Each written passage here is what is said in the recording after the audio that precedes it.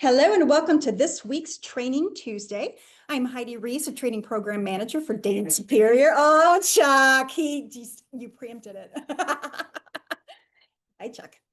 And we are excited that you're here. I already said that, but we're super excited. You messed me up, Chuck. We really are glad you're here.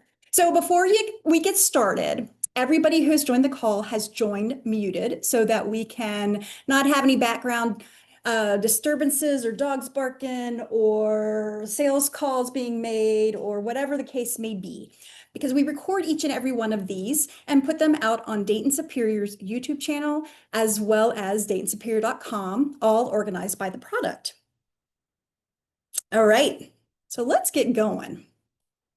This presentation is intended for training purposes only. So what that means is any products that we talk about today, please go out to DaytonSuperior.com's website and peruse those, as well as the hkcomposites.com. You can find the products that we're going to be talking about, and it's really important before you use any of them to look at the technical specifications, application guides, and everything that's available for those products. Okay, so with us, as you know, because he said so, is Mr. Chuck Hoke. He is going to be talking to us about HK insulated wall panels today for the tilt up. So we're still hanging out with the tilt world because, is it next week?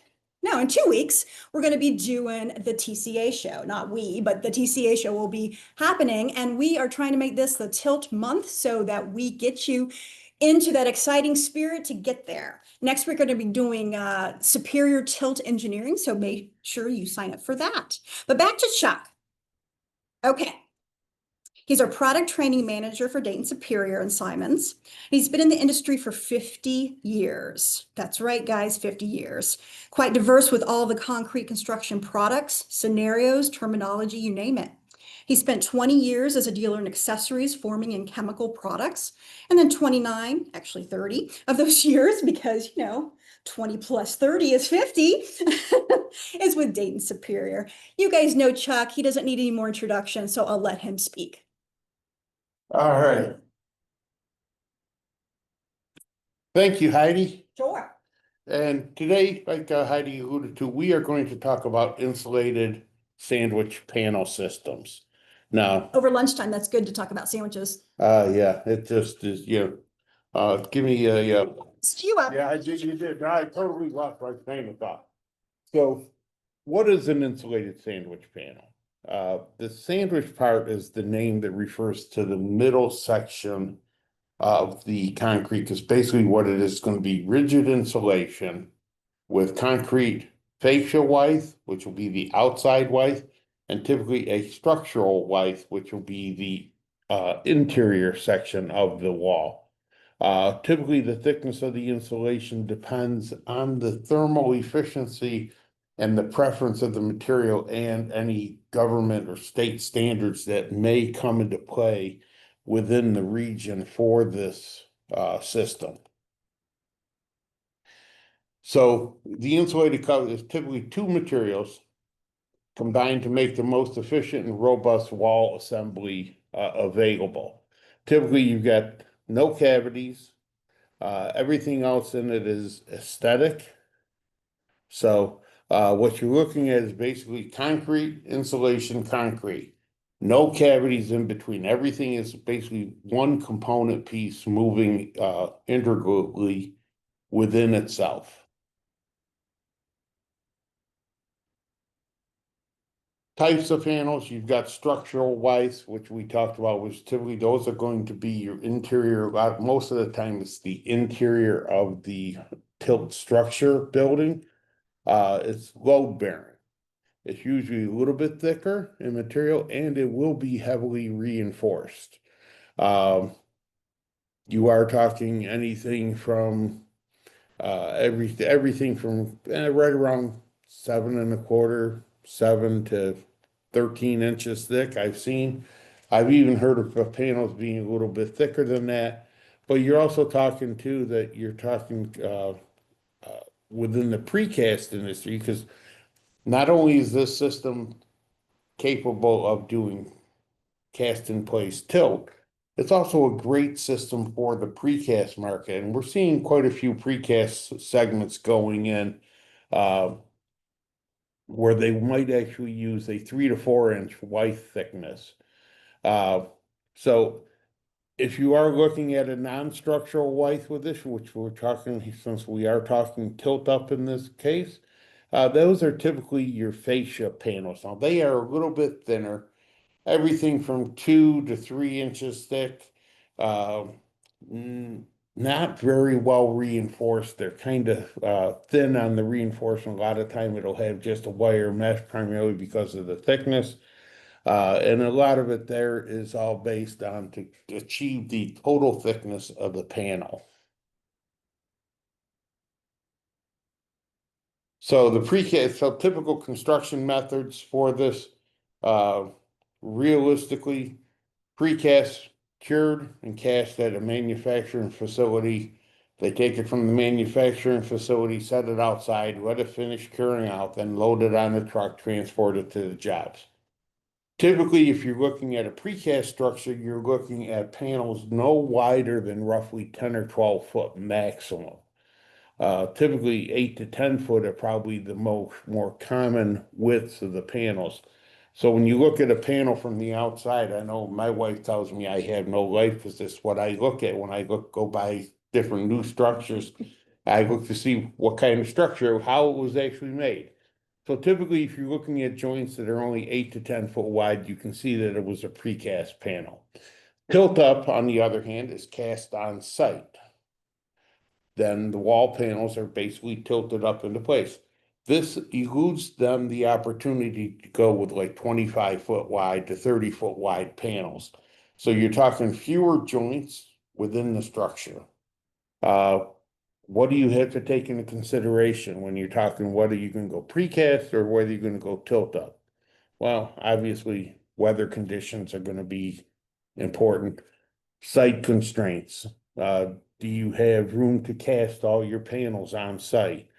What kind of schedule are you looking at? Um, Sequencing, basically, what is the total construction project sequencing going to have to be? Budget will play, obviously, always plays. It's amazing. That's always in every conversation you have is how much is this going to cost? The other thing you got to look at here, manpower. Do you have manpower available? Uh, Insulation factors. What are you talking about insulation? How high are your panels going to be?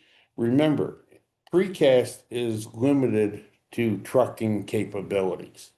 So panel height and width are going to be obviously a major factor because you're talking, 50 foot is right around the 50 foot mark is going to be the maximum height you can get out of a precast panel. And, 10, 12 foot is the maximum width. Uh, so you've got to take that into consideration along with the building footprint and then the number of openings that you will have within the structure. Now, types of panels. You have a non-composite wall panel. Non-composite wall panel typically means you're going to have a fascia on this panel, which is not going to be load bearing. The load bearing section of this panel is going to be your structural panel and your insulation end of it. Uh, a composite wall panel typically, and most times, precast panels are going to be more often than not composite wall panels. You're typically going to have the same size fascia panel and the same size structural panel. So you're going to have equal layers of concrete. So that means when they load the panel up for loading, etc., you're going to have a composite wall section. Both sections are going to be load bearing. Big difference between the two. Now, non-composite panels typically are going to use what we would do, what we call in the HK world. We're going to use an ST pin. The ST pin is the most common. It's typically good for everything from 2 inches and up as far as insulation thickness. But typically it's designed specifically for non-composite panel where you were going to have that fascia white poured first and then a structural panel on the back side of it. You can also have the DP pin, which is basically a double pronged pin, which will actually go in when there's insulation that's less than an inch thick. Excuse me, less than an inch and a half thick. So it'll be an inch and a half into 1 inch thick insulation.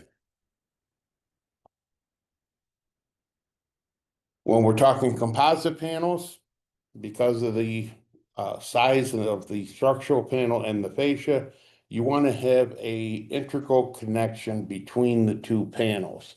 So you're going to actually have something a little bit heavier, a little bit stronger here with that, and that's going to be called our CA pin. So with the CA pin, you're looking here that both interior and exterior wise have load-bearing structural components. So you basically have a connector running between the two that's going to give you a load path for each wife across the insulation. Insulation. Okay. I've seen a lot of different jobs going up and around and over the years. Typically, you're going to see insulation go from edge to edge. Where it may vary a little bit is you typically do not have to insulate that part of the panel which is below the floor slab.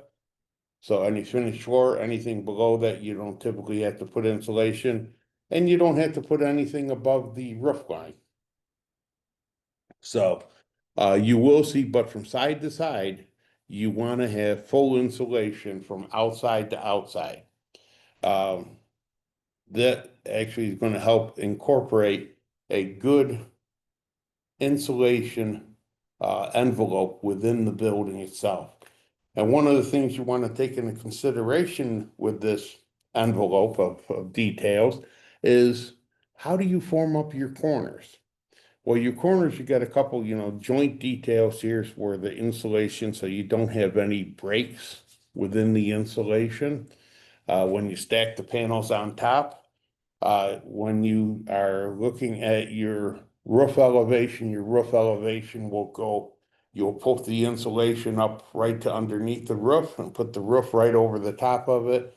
So there will be no seepage of warm air or cold air coming in through that corner insulation.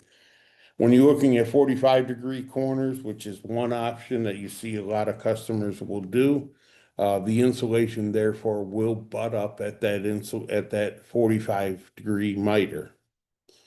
If you're not real happy with that and you're not interested in doing a 45-degree miter, you're going to do just a square wall panel with what I call a front over panel, where the front is going to overlap the side. You are going to come in. The best way to do that is to actually have a return on your insulation coming back to the panel so that you don't have a break there or a gap between your face of the panel insulation and that next panel. So you don't want to have, if your panel 7.5 inches of thickness, you're going to have 7.5 inches of free dead space, or actually what we'll call a thermal, not a thermal mass area. So on this video, and because of time constraints, we're not going to show you, but if you're interested when you're looking at this video, you can actually click on either one of these quick little YouTube videos that are up here. One is for precast, one is for tilt. And basically the process on how goes down. It's basically going to show you the panel being for precast for the floor slab. You're going to set up the forms, pour the concrete fascia wise, insert the insulation on top of it, pin it, and then pour your structural pin and then pick the panels. And it's a very similar process with the precast, except obviously they're going to pick the panels multiple times and actually at a little bit faster time frame. You can find those videos out on YouTube channel, and there's a HK Composites playlist, but I will also put the links to it on the resource part when I post the Training Tuesday that we're doing right now. Okay, thank you, Heidi. Yeah, sure. Okay, insulation. What type of insulation do you want to use? Well, you're going to look at what compressor strength, R value is going to be required. That's going to be an energy efficiency rating, and those are going to be set by the architect and engineers as to what they are looking for this project to probably qualify for a lead structure. So you will be looking at whether you're going to have XPS, which is the extruded polystyrene. For those of you that don't know what extruded polystyrene, it's the blue board, pink board, that type of an insulation. Comes in a various, you have a couple of different densities within that product line. You also have the EPS, expanded polystyrene. If you can think expanded polystyrene is a little bit like the styrofoam coffee cup that you get. Little beads put together, melted together. Only this will be obviously in a sheet form. And then you have the polyiso annuate, which is actually more of a roofing product because it's typically what they would use for the roof insulation within a building construction. It's usually a brownish yellow in color with a foil backing.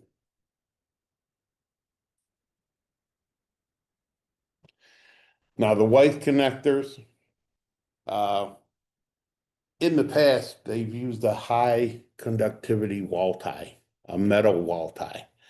The metal wall ties can vary in strength and shape, and even here at Dayton Superior, we had some that looked like somebody had a soup can that they put in pictures and it put in the wall, and it actually had holes drilled into the sides of the conical shape of that steel. And what would happen though is you would get transfer of heat and cold through that steel across the insulation. Well, things have changed and the industry has become very aware of where those hot spots and cold spots were occurring in walls. So they developed a low conductivity wall tie, typically made out of a thermal polymer, a composite material. It typically is non-heat generating or cold generating. So you typically don't have any transfer, bridge transfer running through from panel to panel.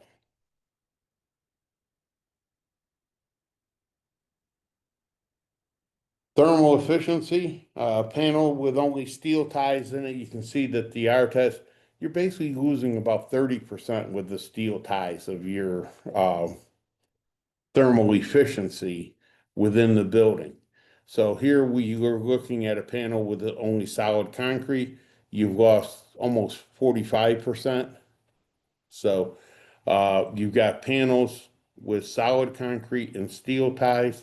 You're losing about a grand total of over half your efficiency through the concrete wall because concrete is a porous material. So now you have concrete panel with fiberglass connector. You're typically losing less than a 0.86%. So you're getting a product here which is much more efficient and basically and basically lead puts a major impact on the leads grouping for this building system. So making it green, right? Making it green. Some of the things also that you want to look at by just changing how you do things here. The building here that you see in the pitch center of the picture here is one that actually has insulation that came all the way out to the edge, but the contractor basically butted the side panel so that the side is exposed at the front. And what's happening is you're getting panels that are cracking down what would be the facial width is creating that crack. If he had returned his insulation, and such as in the drawing on the left-hand side of the panel, that would have eliminated this. but it would have also given him a clean face on the front of that panel, where the side panel would have been tucked behind the front face. And he would have had full thermal encapsulation within that corner. Things you want to avoid when you start looking at your panels, especially on tilt jobs. You want to avoid solid sections where it's just solid concrete, no insulation going in place. For example, here you see the picture wall, the window frames here are being blocked out. Uh, and what's happened is they put spacers in between the window frame and where the insulation is going to start. Well, guess what? When you go take a thermal camera and go to show that, guess what that's going to light up like a Christmas tree. So you will see the seepage of heat and cold from that building all around the windows, and it will not be very appealing. Let's put it that way. Especially for the energy bill. Yeah, exactly. So versatility with the panel. Uh, Panel face finishes are typically cast face down in tilt jobs. So basically you can cast anything you want in that front face, and that's not an issue when you're doing an insulated wall panel.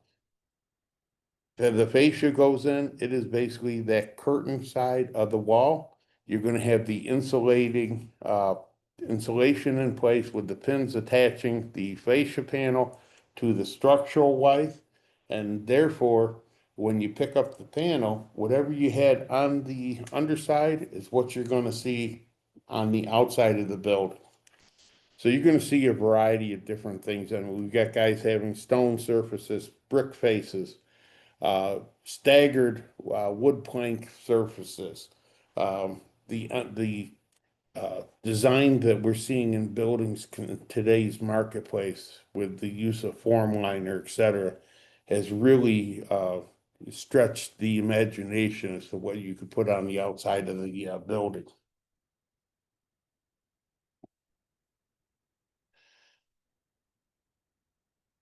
We're also looking at the interior space. What happens when you do an insulated wall panel? Well, it automatically gives you a finished product. You automatically have a great insulated wall panel up in place. You don't really have to apply any sheet goods on the front side of it with drywall or anything else like this, because you have a great hard surface for the interior structure of that building.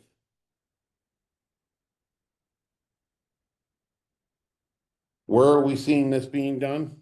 Well, where are we building? Well, anything government, education, office, agricultural, manufacturing, correctional, warehouse, healthcare, residential. All of these components here are all going to the tilt or precast market for a pre-assembled construction panel. And they're getting green and LEED certified buildings because of the use of insulated wall panels, basically making these things energy efficient.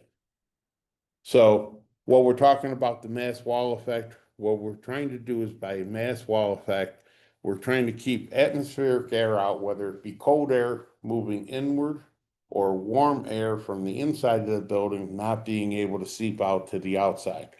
Therefore, keeping a building either cool or warm, depending on the type of season, and keeping the temperature from the outside not affecting that which is inside the building.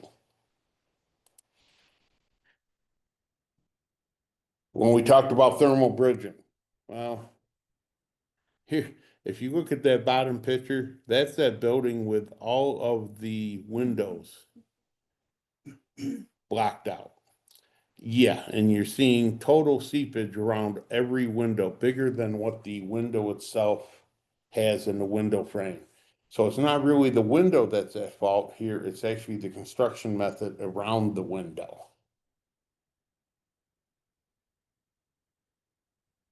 So dew point analysis, when you're looking at it, we at HK, we've done a lot of testing on this basically for dew point considerations, and dew point considerations is when the temperature and the surface drop below that of the dew point, giving you a surrounding wet air which can migrate in and through the concrete surface and lead to black mold behind the wall. So that's typically one of the things that you want to make sure that you have a good quality insulated wall panel without having any, for health reasons, etc.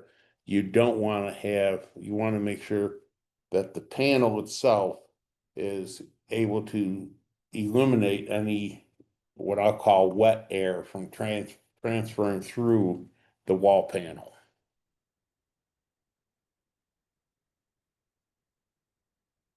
Here we have a thermal envelope insulation component minimum requires R value method. So we've seen projects here going through where contractors have various insulation thicknesses, various concrete thicknesses in different regions within the country. So here we're talking about different climate zones across the country here where they've been done and what we've been looking at. So we're looking at what we have with the red square here is you have a mass section here put in place here, and you are talking what type of insulation is required to generate what they were looking for to get the energy efficiency that was specified by the region. So at HK, we can help you with this program to run through to determine what insulation you're going to need based off of your locale and requirements by the region. Thermal efficiency by city runs through depending on where you're talking about. Obviously, whether we are in Miami or Minneapolis, obviously we're talking two various basically night and day temperature wise typically. And in a few months here, we will definitely see a definite difference in temperatures moving out here, going from hot to cold areas. So here we can go with our equivalents that'll be required within the structures to actually achieve what you're looking for your energy rating. We do have LEED certification for this and for the pins that are actually being used because it is a recycled material. So any of this that you are actually looking for, we can actually basically help with your LEED certification for energy and atmosphere requirements by your state agency. And any innovations that you need with this here, you can feel free to contact us here at our Superior Tilt number. They can actually help us out here. And if you have any questions, please use the chat functionality within the Zoom call today to actually ask any questions. Or if you have any questions and you think about them here later on here, feel free to either scan the QR code down here at the bottom or actually send them off to training@DaytonSuperior.com. That's our email. And that'll come to Heidi and myself. We'll get the answers sent out to you. And if you need other assistance, we will actually forward that on to the proper salespeople in the region. So if there are any questions, please put them in the chat functionality and we'll go from there. See, but I'll give you guys just another little bit reminder that we do record these, and this will be placed on our Dayton Superior YouTube channel in about, I don't know, half hour, an hour. And it looks like we're good to go. So as a reminder, next week is going to be Superior Tilt-Up Engineering. And we're going to have one of our engineers with us to provide that training Tuesday. So I will have that sign up ready for you to go in about 15 minutes, and you can sign up for the next one. And I don't see any questions, Chuck, so I think that's it for this week. All right, thank you, Heidi. Thank you, everybody. Oh, actually, there is one question. When using the white pen for precast, the whiter pen, does the orientation of the pen affect the design? Typically, you're going to want to have Typically, you're going to want to have that pin facing in a top to bottom, the width going from top to bottom. So it's going to go parallel with the panel. So that you're going to have that go in. And that's primarily just because of shear within the panel itself. Okay, great. Thank you for the question. Any more?